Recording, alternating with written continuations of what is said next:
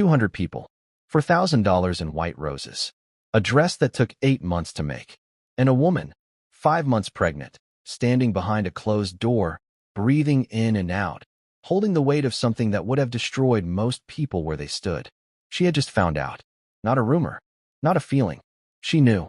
And when that door opened, and the music swelled, and every head in that ballroom turned to look at her, she walked. Not because she had forgiven what she found. Not because she was in shock. She walked because she had already decided what she was going to do, and she needed to be in that room to do it. Before we dive deeper, let us know in the comments where you're watching from. We'd love to hear from you. And don't forget to hit that subscribe button so you never miss any of our upcoming videos. Stay with me, because what happens next doesn't just end a wedding. It ends 2 careers, exposes a financial crime, and leaves 200 witnesses completely speechless. This is Imani's story, and it starts the way the worst betrayals always do. Not with a stranger, but with the people she loved most in the world. Imani Hayes was 28 years old on the morning of March 14, 2026. She was 5 months pregnant. She was dressed in the most expensive thing she had ever worn in her life, and she was carrying a secret that none of the 200 people waiting in that ballroom knew she was carrying. The man at the altar, Marcus Cole, 31, Atlanta real estate, the kind of man who knew how to work a room, had spent 14 months building a second life behind her back. And the woman standing 3 feet to his left, holding Imani's flowers, wearing Imani's chosen color, smiling at Imani's guests, that was Destiny Whitfield. Imani's best friend since the 3rd grade. Her maid of honor. The woman Jordan had found alone with Marcus in the groom's suite 47 minutes before the ceremony was scheduled to begin. Now here is what I need you to hold on to as this story unfolds, because there are 3 questions at the center of everything that happened that day, and every answer is going to hit harder than the one before it. The first question is this: how long had Marcus and Destiny been carrying on? And who else knew and said nothing? The second question is the one that will stay with you longest. Why did Imani, after receiving that phone call from Jordan, choose to walk down that aisle anyway instead of walking out the door? And the third question is the one nobody was asking yet, because nobody knew to ask it. What was Imani actually doing during those 11 minutes she spent alone in the bridal suite before she told the bridesmaids she was ready? Because here is what the viral video didn't show. Here is what the millions of people who shared and commented and debated this story in the weeks that followed never fully understood. Imani was not reacting. She had been preparing. And the 4 minutes and 20 seconds she spent at that microphone were not the beginning of her response to what Marcus and Destiny had done. They were the final step of a plan she had been building for 2 weeks. Before we get there, before we get to the microphone and the silence and the moment Patricia Hayes stood up from the front row, we need to go back. Back to before the ballroom, before the betrayal, before the first line Marcus ever told to Imani's face. We need to go back to where this story actually started, because the version Marcus wanted everyone to believe was a love story. And in the beginning, it genuinely was. Imani Hayes grew up on the southwest side of Atlanta, in a house where her mother Patricia raised her mostly alone after Imani's father left when Imani was 6 years old. Patricia worked 2 jobs for the better part of a decade: hospital administration during the week, a catering company on weekends, and what she gave Imani in the absence of money was something harder to name and harder to take away. She gave her a standard, a clear, unspoken understanding of what a person owed the people they claimed to love. Imani carried that standard into every relationship she ever had, which is part of why her romantic history before Marcus was not long. She did not stay where things felt wrong. She had learned, watching her mother, that leaving early was not failure. It was discernment. She graduated from Georgia State in 2019 with a degree in public administration, moved into nonprofit work coordinating housing assistance programs for low-income families across Fulton County. And by 2021, she had built a quiet, stable, purposeful life that was entirely her own. That was the year she met Marcus Cole. He came into her orbit through a mutual professional connection. A fundraising event at a venue in Midtown Atlanta where Marcus was representing a real estate development firm that had partnered with Imani's organization on an affordable housing initiative. He introduced himself twice that evening. The second time, he said he wanted to make sure she remembered his name. She thought that was either very confident or very telling, and she hadn't decided which. What she did decide, over the months that followed, was that Marcus Cole was the most consistently present man she had ever been with. He called when he said he would call. He showed up when he said he would show up. He remembered small things, the name of her favorite restaurant, the anniversary of her grandmother's passing, the way she took her coffee on difficult mornings. Patricia Hayes met him for the first time at a Sunday dinner in the spring of 2022, and afterward, when Imani asked her mother what she thought, Patricia was quiet for a moment longer than felt comfortable. Then she said he was charming. Imani asked if that was a good thing. Patricia said it depended on whether the charm was the surface or the substance. Imani thought it was the substance. She would spend a long time afterward thinking about that conversation. By 2023, they were living together in a 2-bedroom apartment in East Atlanta. By the beginning of 2025, Imani was pregnant, unplanned, but not unwelcome. Marcus's response, she would later tell her cousin Jordan, was everything she needed it to be. He held her hands across the kitchen table. He said they were going to be great parents. He proposed 3 weeks later at a dinner with their closest friends, in a restaurant Imani had mentioned once in passing 6 months earlier. Destiny was at that table. She led the toast. She held Imani's hand and cried, and said she had never seen her best friend more deserving of a moment than this one. And she meant it, or she performed it, with the kind of precision that Imani had no framework yet to question.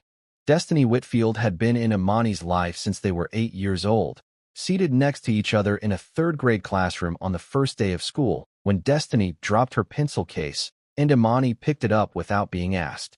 That was the entire origin of one of the most important relationships of Imani's life. A pencil case and a small act of instinctive kindness. They had been inseparable through middle school, through the upheaval of high school, through the particular loneliness of their early 20s when both of them were trying to build something from nothing in a city that moved fast and forgave slowly. Destiny had been present for every significant moment in Imani's adult life. She was in the waiting room when Imani had a medical scare in 2020. She helped Imani move into the East Atlanta apartment. She was the first person Imani called, before her mother, when the pregnancy test came back positive. There was a version of this story, the version Imani believed she was living until very late in 2025, where Destiny Whitfield was the single most constant and trustworthy presence in her life outside of Patricia Hayes. That version of the story makes what happened next not just a betrayal. It makes it something closer to an erasure. What Imani did not know, what she would only piece together fully after she found the messages on Marcus's laptop, was that Marcus and Destiny had a history that predated her. They had met briefly at a social gathering in Atlanta in the summer of 2020, more than a year before Imani introduced them to each other as her partner and her best friend. Neither of them ever mentioned it. It was a small omission, the kind that only becomes significant in retrospect when you are sitting at a kitchen table with a closed laptop in front of you, rearranging everything you thought you knew. By November of 2025, Imani had begun to notice things she did not want to notice. Marcus's phone, which had always been an open and unremarkable presence in their shared life, now had a passcode she didn't know. He had started taking calls in the other room. He came home 2 evenings in a row with explanations that were detailed in the way that explanations only get when someone has rehearsed them. And Destiny had turned down the bachelorette trip, said she had a scheduling conflict, said she was sorry, she would make it up to Imani before the wedding. And at the rehearsal dinner in early March, Imani watched Destiny cry during the toast and asked her afterward what was wrong. Destiny said she was just so happy for her. She said it while looking directly into Imani's eyes. And Imani, who was 7 weeks away from her wedding and carrying a child and trying to hold an enormous amount of logistical and emotional weight, chose to believe her. She told herself she was being paranoid. She told herself that hormones and stress and the pressure of the approaching wedding were making her see things that weren't there. She was right about almost everything in her life. She was wrong about this. And 2 weeks before the wedding, she found out exactly how wrong. It was a Tuesday evening in late February 2026. Marcus was out. Imani was at the kitchen table with a catering invoice, a seating chart, and a laptop that wasn't hers. She had left her own charging in the bedroom and reached for Marcus's without thinking about it. The way you reach for things that belong to people you trust without registering that you are making a choice. She needed to print a document. She opened the browser, and what she found was not hidden. It was not locked behind a separate account or buried in a deleted folder. It was right there in an open tab, a messaging thread that had not been closed, between Marcus's account and a contact saved under a name that was not Destiny's name, but was, unmistakably from the content of the first message Imani read, Destiny. They had been using a secondary platform, a detail that told Imani everything she needed to know about how deliberately this had been constructed. This was not carelessness. This was a system, and it had been running for 14 months. Imani read for a long time. She did not read everything. There was too much, and at a certain point the volume of it stopped being informative and started being simply cruel. But she read enough. Enough to understand the timeline. Enough to understand that the affair had begun in December of 2024, 2 months after she and Marcus had moved their relationship into a new phase, 3 months after she had stood in Destiny's kitchen, helping her through a difficult personal situation and reminding her that she always had someone in her corner. Enough to understand that both of them had discussed Imani by name, in terms she would not repeat to anyone for several weeks, in messages that made clear they were not confused about what they were doing or ambivalent about continuing it. And enough to find one exchange, dated 6 weeks before the wedding, in which Marcus told Destiny that after the baby came and things settled down, they would figure out a longer-term arrangement. He used the word arrangement, as though Imani and the child she was carrying were a logistical category to be managed rather than a life he had chosen and a person he had promised himself to. She sat at that table for 45 minutes without moving. She did not cry, which surprised her later when she thought back on it. What she felt was not the sharp, hot pain she might have expected. It was something colder and more clarifying than that. The particular sensation of a version of reality dissolving and a truer one settling into its place. She thought about her mother. She thought about what Patricia had said about charm, whether it was the surface or the substance. She thought about the rehearsal dinner and Destiny's tears and the toast at the engagement dinner, and every moment she had been made to feel that she was surrounded by people who loved her. She closed the laptop. She went upstairs. She did not say a single word to Marcus when he came home that evening. She made dinner. She asked about his day. She listened to his answer. And the next morning, after he left for work, she called Jordan.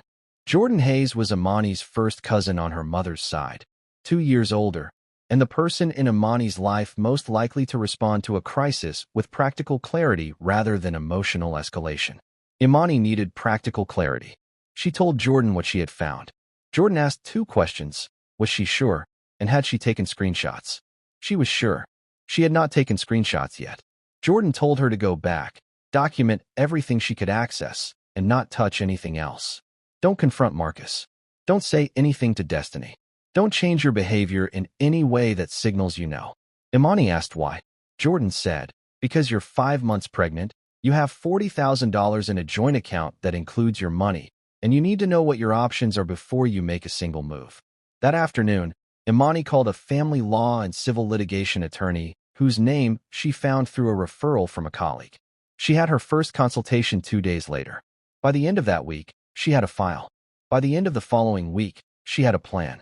And the plan was not to leave quietly. The plan was to finish what Marcus had started, all the way to the end, in front of every person who had been invited to witness what he had promised her.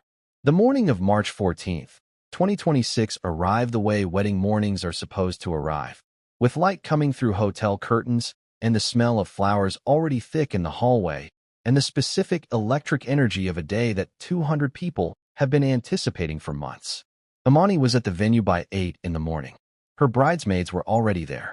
Destiny arrived at 8:20, carrying coffee for the bridal party, laughing about traffic on I-285, folding herself into the morning with the ease of someone who had nothing to hide. Imani accepted the coffee. She said thank you. She looked at Destiny's face and found nothing there. No guilt visible. No hesitation, no flicker of the weight that should have been present in a woman who was, at that point, 8 weeks pregnant with the child of her best friend's groom. Imani looked at her for a long moment and thought about what it costs a person to become that still on the inside. Then she turned back to the mirror and let the makeup artist continue. By 11 in the morning, the ceremony was 90 minutes away. The string quartet had arrived. Guests were beginning to filter into the ballroom. Marcus was in the groom's suite 2 hallways down with his groomsmen. The photographer was moving between rooms, capturing the kind of soft focus, getting ready moments that people post alongside captions about the best day of their lives. Everything, from the outside, looked exactly like what it was supposed to look like. And then, at 11:47, Jordan Hayes walked down the corridor toward the groom's suite carrying a handwritten note from Patricia, a small maternal gesture, a few words of welcome into the family, the kind of thing you do on a wedding morning because it feels right. The door to the groom's suite was not fully closed. It was open perhaps 4 inches, enough that when Jordan's knuckle touched it, it swung wider on its own. Jordan pushed it the rest of the way. The groomsmen were not inside. Marcus had sent them down to the ballroom early. Inside that room, 47 minutes before the ceremony, Jordan found Marcus and Destiny alone. And the room, Jordan would later say, told him everything without anyone speaking a word. He stood in that doorway for 3 seconds. Then he pulled the door closed behind him. He walked back down the corridor.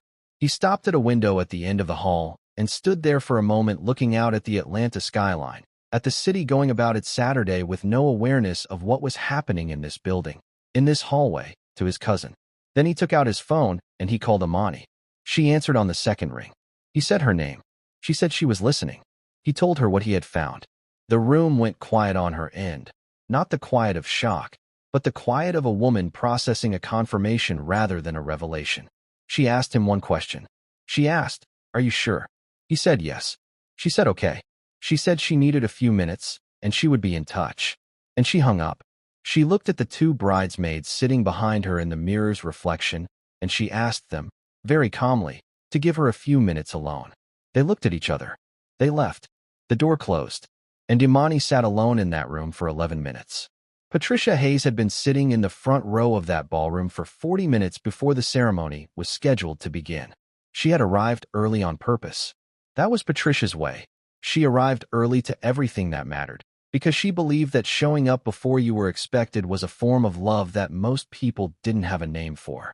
She was wearing the champagne-colored dress she and Imani had picked out together on a Saturday afternoon 3 months earlier, and she had her hands folded in her lap, and she was watching the room fill up around her with the quiet attentiveness of a woman who had learned, over a lifetime, to pay attention to what was happening beneath the surface of things. She had not been able to explain, even to herself, the feeling she had carried into that morning. It was not dread exactly. It was closer to the particular alertness that comes when something in your body knows what your mind has not yet been given permission to accept. She had felt it the first time she shook Marcus Cole's hand. She had felt it at the engagement dinner when she watched Destiny lead that toast. She felt it now, sitting in the front row of a ballroom full of flowers and music and anticipation, waiting for her daughter to appear at the end of the aisle. When the doors opened and Imani walked through them, Patricia's first thought was not how beautiful she looked, though she was, the dress, the light, the way she carried herself. Patricia's first thought was that her daughter's face was wrong. Not distressed, not tearful. Wrong in the specific way that a face is wrong when the person wearing it has traveled somewhere internally that the people around them cannot follow. Imani was moving at the right pace. She was holding her bouquet correctly. She was meeting eyes along the aisle and offering the small, composed acknowledgement of a bride receiving her guests. But Patricia Hayes had known her daughter for 28 years, and what she saw in Imani's eyes as she passed the front row was not the softness of a woman walking toward the life she had chosen. It was focus, the kind of focus that has already made its decision and is simply executing it now. Patricia turned her eyes to the altar. She looked at Marcus. She looked at Destiny. She folded her hands tighter in her lap, and she waited. Imani reached the altar at 12:23. The officiant, a family friend who had known both Imani and Patricia for over a decade, smiled at her with the warmth of someone who had been honored to be asked to stand in this role. Marcus reached for Imani's hands. She gave them to him. She looked at his face with an expression that he would later describe, in a private conversation that found its way into the public record, as completely unreadable. He thought she was emotional. He thought she was overwhelmed by the moment. He was interpreting what he saw through the framework of a man who believed he had not yet been caught. The officiant began. The room settled into the particular reverent quiet of a ceremony in its opening moments. And then, at the point in the proceedings that comes just before the formal exchange of vows, something happened that nobody in that ballroom had any framework to anticipate. Imani let go of Marcus's hands. She turned, not toward the officiant, not toward the exit, but toward the 200 people seated behind her. And she held out her hand toward the officiant, palm open, and she waited until he placed the cordless microphone into it. The room did not immediately understand what it was watching. There was a beat, perhaps 2 seconds, of collective confusion, the kind that precedes the moment an audience realizes that what they came to see is not what they are about to witness. And then Imani began to speak. Her voice was even. It was not raised. If you had been standing at the back of that ballroom and heard it without seeing her face, you might have thought she was beginning her own vows, that she had prepared something personal, something outside the traditional script, the way people sometimes do at weddings now. And then the content of what she was saying reached you. She addressed Marcus by his full name. She said that she had spent 8 months planning this day, and 5 months growing their child, and 14 months believing she was building a life with a man who was building something else entirely without her knowledge or her consent. She said she knew about the messages. She said she knew how long it had been running. And then she turned her head, only slightly, and she said Destiny's name. She said she had known since the 3rd grade what it meant to have Destiny Whitfield in her corner. She said she now also knew what it looked like when that changed. She said she was 5 months pregnant, and she was standing in a room full of the people who mattered most to her in the world, and she wanted every one of them to understand exactly who they had come here to celebrate, and exactly what those 2 people had decided her love was worth. She spoke for 4 minutes and 20 seconds. Nobody interrupted her. Nobody stood. Nobody made a sound. When she finished, she set the microphone on the altar with the careful, deliberate placement of someone who has thought about this exact moment and decided that even this gesture would be controlled. She picked up her bouquet from where she had set it when she reached for Marcus's hands. She looked at her mother. Patricia Hayes stood up, and Imani walked toward the exit with Patricia 1 step behind her and Jordan falling in beside them both, and the 3 of them walked out of that ballroom together, while 200 people sat in a silence so complete that the guests near the back would later say they could hear the flowers. Marcus did not move. Destiny did not move. The officiant stood at the altar with his notes in his hands and no ceremony to perform. And then, approximately 11 seconds after the doors closed behind Imani, the room came apart. Not violently. There was no shouting, no immediate confrontation. It came apart the way rooms do when the organizing principle of a gathering has been removed. People turned to each other. Phones came out. The string quartet, who had no directive and no one to look to, stopped playing mid-phrase and sat in silence. Marcus's best man put a hand on Marcus's arm and said something quietly into his ear. Destiny walked off the altar through a side door and was not seen by the general guest population for the remainder of the day. And somewhere in the building, in a corridor near the exit, Imani Hayes was already on the phone with her attorney. The wedding videographer had been live streaming the ceremony to a private family link, a common practice, a way of including relatives who couldn't travel. The stream had been running since the processional began. One of the remote viewers, whose identity was never publicly confirmed, recorded their screen during Imani's 4 minutes and 20 seconds at the microphone. By 2:30 that afternoon, a clip was circulating on social media. By 6 o'clock, it had 300,000 views. By the time most of those 200 guests had driven home from the venue, changed out of their wedding attire, and sat down to process what they had witnessed, the story had already left Atlanta. By Sunday morning, it had millions of views, a trending hashtag, and the kind of national commentary that attaches itself to moments when a private human crisis becomes a public one before anyone involved has had time to grieve it privately. Opinion was divided with the particular ferocity that social media reserves for stories about women, loyalty, and the decision to respond publicly to private harm. Some said Imani had been brave. Some said she had been reckless. Some said she had embarrassed herself. Some said she had done the only thing worth doing. The debate generated more heat than light, the way those debates usually do, because most of the people participating in it did not yet have all of the information. They had the 4 minutes and 20 seconds. They did not have what came before it, and they did not have what was already in motion beneath it. Because while the internet was arguing about Imani's choice to take that microphone, her attorney was finalizing documentation on something that had nothing to do with hurt feelings or public dignity. It had to do with money. Specifically, It had to do with approximately $40,000 that had moved out of a joint account over 14 months without Imani's knowledge or authorization. And when that dimension of the story became public 3 days after the wedding, everything shifted. The conversation was no longer only about a woman scorned or a dramatic wedding moment or the ethics of public confrontation. It was about financial abuse.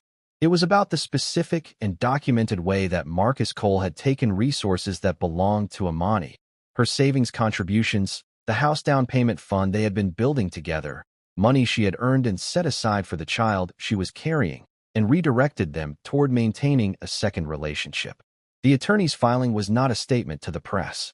It was a civil claim with supporting documentation, and it arrived in the public conversation like a second detonation, quieter than the first, but with more lasting structural damage. Marcus's real estate firm, where he had built a professional reputation over 6 years, began receiving calls from journalists the day the filing became public. 2 of his business partners issued a brief joint statement saying they were reviewing the matter internally. His professional social media presence, which had been active and carefully curated, went silent. Destiny had not posted anything since the morning of the wedding, when she had put up a photograph of herself in the bridal suite with a caption, still visible for several hours before it was deleted, that read, "Today I stand beside my best friend." The internet found that post. It was screenshotted 10,000 times. And in the comments sections, in the opinion pieces, in the group chats that Imani would never see and Patricia would refuse to read, one question kept surfacing above all the others. How long had this been going on? Who else knew about it? And was there anything about this story that was still, even now, being withheld? The answer to that last question was yes. There were 2 things nobody had yet said publicly, and when they came out, the story changed shape entirely for the second time. The first thing nobody had said publicly came out on a Wednesday, 5 days after the wedding. It did not come from Imani's attorney, and it did not come from a journalist who had been working the story. It came from a woman in Destiny Whitfield's own circle, a mutual friend who had been carrying the information for weeks, and who, in the aftermath of the viral video and the financial filing and the national conversation that had swallowed both of their names whole, decided she was no longer willing to carry it alone. She made one phone call to one person, and by Thursday morning, it was everywhere. Destiny Whitfield was pregnant, 8 weeks along. The father was Marcus Cole. There had been 2 women in that building on March 14, 2026, both carrying Marcus Cole's child, one of them in a wedding dress at the altar, one of them standing 3 feet away holding her flowers. And only one of them had known about the other. Let that settle for a moment. Because the thing that gets lost in the speed of how information moves, in the comments and the shares and the hot takes that arrive before anyone has had time to think, is the actual human weight of what that fact means. Destiny had known she was pregnant for at least 2 weeks before the wedding. She had sat in that bridal suite on the morning of March 14th and helped Imani into her dress. She had adjusted the veil. She had handed Imani her bouquet and told her she looked beautiful. She had taken her place at the altar as maid of honor. And she had done all of it knowing the word for what that requires. The internal architecture of it, the compartmentalization, is not something that arrives easily. What it tells you is that this was not a woman paralyzed by guilt on the morning of a friend's wedding. This was a woman who had made a choice, repeatedly, over a sustained period of time, and had become practiced at living inside it. That is not a small thing to understand about a person you have known since the 3rd grade. The public response to the pregnancy news was seismic in a way that even the original video had not been. Because the video had given people a story about betrayal. Painful, recognizable, the kind of story that travels because it touches something universal. But the pregnancy gave them something that felt, to many people watching, like a moral finality. It closed off the interpretive escape routes. There was no longer a version of events in which Destiny was a woman who had made a terrible mistake she hadn't fully reckoned with. There was now only the version in which she had looked at her best friend's face on the most significant morning of that friend's life and chosen, again, to say nothing. Imani did not make a public statement about the pregnancy revelation. Her attorney confirmed to one outlet that she was aware of the development. Patricia Hayes, who had become an unexpected figure in the public conversation after the video of her standing up and following her daughter out of the ballroom was clipped and circulated separately, gave no additional comment. She had already said everything she intended to say publicly. 3 words, to a local Atlanta journalist, the day after the wedding. Patricia Hayes had looked directly into the camera and said, "I always knew." Those 3 words did something to the story that 4 minutes and 20 seconds of Imani's microphone moment had not done. They introduced the question of the witness. Because if Patricia had known, or suspected, or felt something she couldn't name from the first handshake, then the question that followed naturally was, who else had been in proximity to this and said nothing? And the answer to that question arrived in the second week after the wedding, from a direction nobody had been looking. Marcus Cole's aunt, a woman named Cecile Cole, had been at the wedding. She had sat on the groom's side, near the aisle, in a navy dress. She had watched Imani walk toward the altar. She had watched Imani take the microphone. And she had, by several accounts from guests who were seated near her, not looked surprised. Not at any point during those 4 minutes and 20 seconds. Cecile Cole had watched it happen with the expression, one guest described, of a woman watching a conclusion arrive that she had known was coming for a long time. 3 weeks after the wedding, Cecile Cole gave a statement to a journalist at a mid-size Atlanta publication that had been covering the story with more care and precision than most of the national outlets. She did not call the journalist. The journalist had reached her through a contact, and Cecile had agreed to speak on the record, which itself was a decision with weight behind it. A decision to say, in public and with her name attached, what she had been holding privately. She said she had known about Destiny for 8 months. She said that when she found out, through a piece of information that came to her indirectly, through a family conversation she had not been meant to be part of, she had gone directly to Marcus. She said that conversation had been difficult and that Marcus had been defensive and that he had told her he was going to handle it. She asked him what handling it meant. He said he would end things with Destiny before the wedding. She said she had believed him, or told herself she believed him, because the alternative, carrying a secret of that size about a member of her own family against a woman she had met and respected, was a weight she did not know how to hold. She said she was sorry, and then she said something that the journalist noted had been delivered without hesitation, in a voice that carried no ambiguity about who she was directing it toward. She said she was not sorry to Marcus. She was not sorry to Destiny. She was sorry to Imani. Because Imani had been the only person in this entire architecture of choices who had not made one that harmed anyone else. And she had been the one left to carry the most of it. Cecile Cole's statement did 2 things simultaneously. It confirmed that Marcus had been warned, that this had not been a situation where the people around him were unaware of what he was doing, but a situation where at least one person had confronted him directly and been told it was being managed, and had accepted that answer. And it expanded the circle of accountability in a way that the story had not yet reached. Because the question was no longer only about what Marcus and Destiny had done to Imani. It was about the broader, quieter, more familiar failure that surrounds these situations. The people who know, who say something privately and accept a private reassurance, and who convince themselves that their knowledge plus their discomfort equals an action taken. It does not. And Cecile Cole, to her credit, seemed to understand that when she sat down with that journalist. She did not frame her statement as self-exoneration.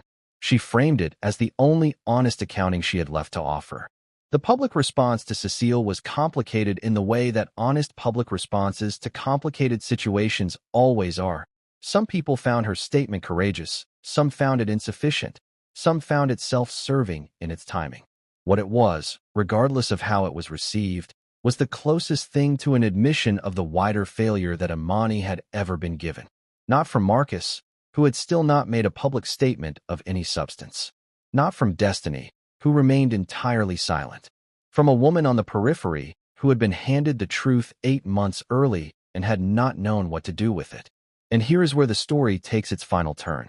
Here is where everything that has been building, the affair, the pregnancy, the microphone, the financial filing, the viral video, the second pregnancy, Cecile's statement, converges on a single point.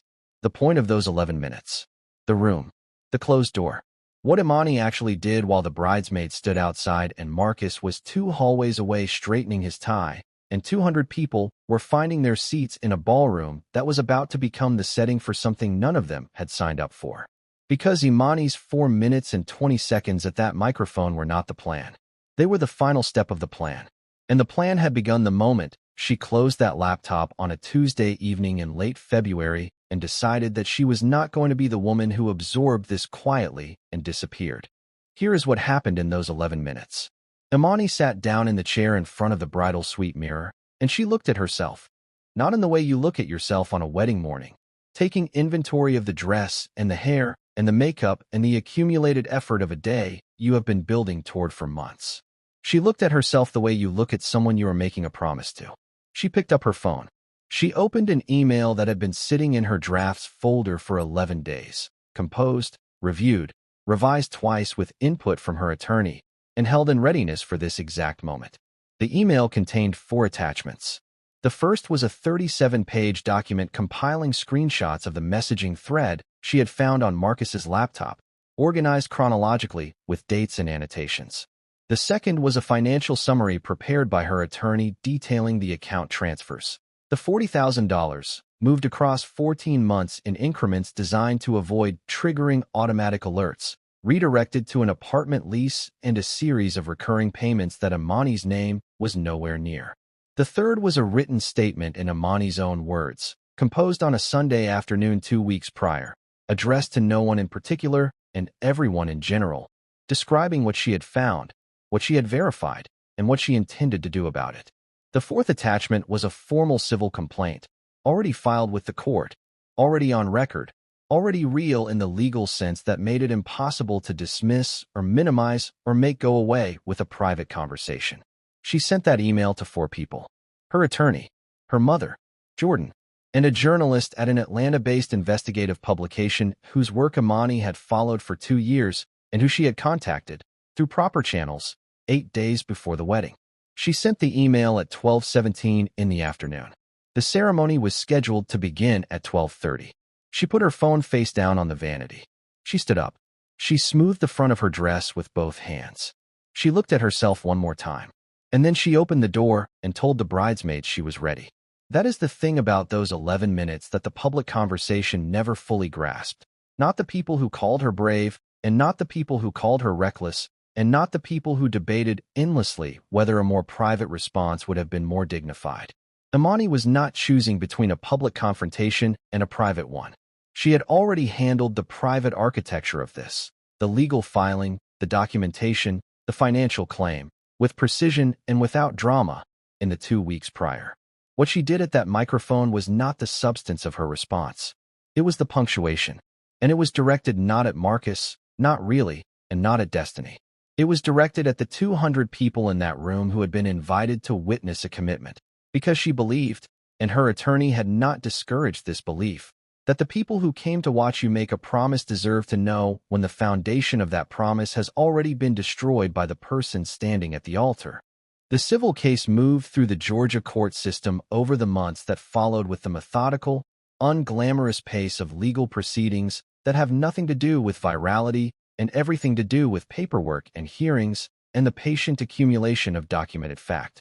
Imani's attorney confirmed publicly only what was already on the public record, that a claim had been filed, that it concerned financial misappropriation from a shared account, and that the matter was proceeding. Marcus's legal representation entered an initial response that contested the characterization of the transfers without disputing that they had occurred. That distinction, between the fact of the transfers and the framing of their intent, became the central terrain of the civil proceeding. It was not a fast process. It was not a dramatic one. It was the kind of legal reality that lives in the unglamorous distance between a viral moment and an actual outcome. But it was moving, and it was real. And for Imani, who had spent 14 months in a relationship with a man whose primary skill was making constructed things appear effortless and natural, the deliberate, methodical visibility of a court record was not a frustration. It was a relief.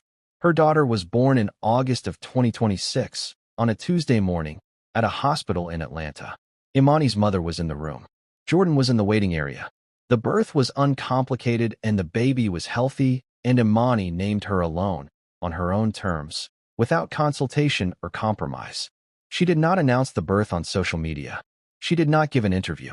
She posted one photograph, 3 days after coming home from the hospital.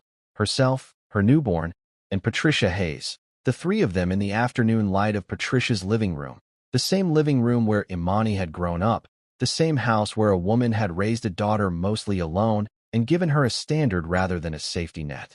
The caption was 11 words. It said, "She came into a world where her mother refused to be small."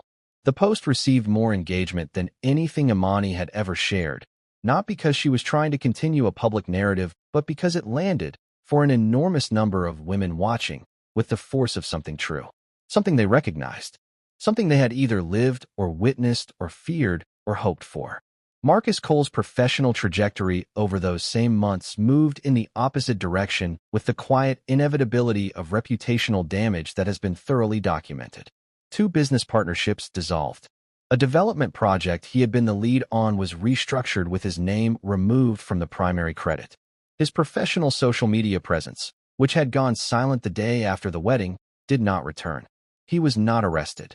The civil claim was civil, not criminal, and the financial misappropriation, while serious, occupied a legal gray area that his attorneys were working to exploit. Whether the court ultimately found entirely in Imani's favor, found partially, or reached a settlement whose terms were sealed, the record on that final resolution is confidential. What Imani's attorney confirmed, in a single brief statement, was that her client's interests had been protected. That was all. And for anyone who understood what it meant to spend 14 months being systematically deceived while simultaneously building a life and carrying a child, protected was not a small word. Destiny Whitfield's life after March 14th moved through its own consequences with less public visibility but no less weight. Her child was born in the fall of 2026. Her relationship with Marcus, which might have been expected to formalize in the aftermath of everything that had been exposed, did not. They were not together by the time her child arrived. The details of that fracture were not made public and are not something this story will speculate about, because the point was never what happened to the people who caused the harm. The reason this story matters, the reason it traveled as far as it did and stayed in the conversation as long as it did, is what happened to the person who received it. And what happened to Imani Hayes is that she did not disappear. She did not absorb this quietly and reconstruct her life in the shadows of a private wound that nobody acknowledged. She documented. She filed. She stood in a room full of people who deserved the truth, and she told it to them without raising her voice. And then she went home and she built something. Not in spite of what happened to her, but entirely independent of it. A life shaped by her own choices, her own standards, her daughter's future, and the inheritance her mother had given her, which had no dollar value and could not be transferred out of any account without her knowledge or her consent. There is something Patricia Hayes said in that local Atlanta interview, the one that got picked up nationally, the one that ended with those 3 words, that did not make it into most of the coverage because it came before the 3 words, and the 3 words were what everyone clipped and shared. She said that she had tried, when Imani was growing up, to teach her daughter the difference between being strong and being hard. She said strong means you feel everything and you act anyway. Hard means you stop feeling so that you can function. She said she had always prayed her daughter would be the first kind, not the second. And watching Imani walk out of that ballroom, with her bouquet in her hands and her head level and her eyes forward, 5 months pregnant, having just done the most precise and deliberate and costly thing Patricia had ever watched another person do, she said she finally knew which one her daughter was. She said she had never been more certain of anything in her life. And then she looked at the camera, and she said, "I always knew." There is a question that has been sitting underneath this entire story, underneath every choice Marcus made, and every silence Destiny kept, and every moment Imani spent building something in the quiet while the people around her believed she was simply planning a wedding. The question is not whether what happened was wrong. That part is not complicated. The question is the one that is harder to sit with. The one that does not resolve cleanly in a comment section or a group chat or a late-night conversation with someone you trust. The question is this: how many women are sitting inside a version of this story right now? Not at the dramatic end of it, not at the microphone with 200 witnesses, but somewhere in the middle of it, in the ordinary, unremarkable dailiness of it, and have not yet found the language for what they are feeling or the evidence to trust what they already know, or the belief that they are allowed to act on their own behalf without apology. That is the question Imani's story asks. Not just of the people who watched the video and debated the choice and argued about whether she was right to take that microphone, It asks it of every person who has ever stood in front of a mirror and talked themselves out of what they already understood to be true.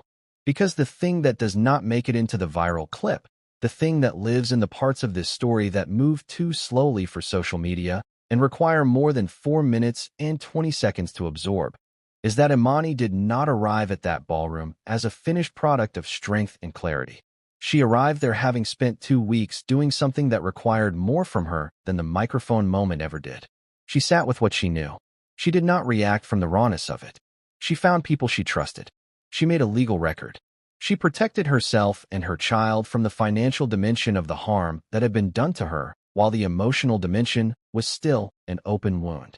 And she did all of that while appearing, to Marcus, to be exactly what he expected her to be, a woman preparing for a wedding, absorbed in logistics, too tired and too pregnant and too trusting to be paying the kind of attention she was actually paying. The composure was not performance. It was strategy. And the strategy was in service of something larger than a confrontation. It was in service of a life. Her daughter's life. The future that no one was going to dismantle on her behalf while she stood by and let it happen. What Imani Hayes did is not a blueprint that every woman in a similar situation should feel obligated to follow. Every circumstance is different. Every calculation of safety, of resources, of legal options, of what you can withstand and what you cannot, belongs to the individual living inside it. This story does not say that the right response to betrayal is a microphone and an audience. It says that the right response to betrayal is the one that protects you, legally, financially, physically, and in the longer architecture of who you are going to be when this is over. Imani found hers, and it happened to be spectacular. But the part that mattered, the part that will still matter 20 years from now, long after the viral moment has been forgotten and the hashtag has stopped trending, is that she did not let what was done to her determine who she became afterward. She made that determination herself, the same way her mother had, the same way the women in her family had been making it, in harder circumstances with fewer resources and less visibility for generations before her. Now I want to hear from you. Because this story is not finished just because I have told it. Stories like this one only fully become what they are when they meet the people who recognize something in them. So tell me, what part of Imani's story stayed with you the longest? Was it the 11 minutes in the bridal suite? The decision to send that email before she walked out that door? Was it Patricia standing up from the front row without a word? Was it Cecile Cole and the question of what we owe to people when we are holding someone else's truth? Or was it something smaller, something that happened earlier in the story, a detail that landed differently for you than it might have for someone else? Drop it in the comments. Tell me where you are watching from. We have people in this community from all across the country, and I want to know who is in the room with us tonight. And if this is the first video of ours you have watched, hit that subscribe button now, because we release a new documentary every single week, and the conversation that happens in the comments of this channel is unlike anything else on this platform. This community shows up for these stories in a way that I am genuinely grateful for every single time. And I will leave you with one last thing before we go. A few weeks after Imani came home from the hospital with her daughter, someone asked her, in one of the very few interviews she gave during that period, whether she had any regrets about what she had done at that wedding. Whether, looking back on it now with some distance and a new baby and the legal process still moving in the background, there was anything she would have done differently. She was quiet for a moment. Not the kind of quiet that means she was searching for the answer. The kind of quiet that means the answer was simple and she was deciding how much of it to give. Then she said, I would have trusted myself sooner. Not the microphone. Not the attorney. Not the documentation. She said she would have trusted herself sooner. The instinct, the feeling, the small persistent knowledge that something was wrong that she had been talking herself out of for months before she found the proof. She said the proof didn't give her the courage to act. She said the courage was always there. The proof just gave her permission to stop pretending it wasn't. And if that is the one thing you take from this story tonight, if that is the only sentence that travels home with you, then this was worth every minute of your time. And mine. Next week, we are covering a case that begins with a life insurance policy, a sudden death, and a widow that the entire neighborhood called a saint. Right up until the moment investigators started asking the questions that saints are not supposed to be asked. You think you know where that story goes. You do not. I will see you then.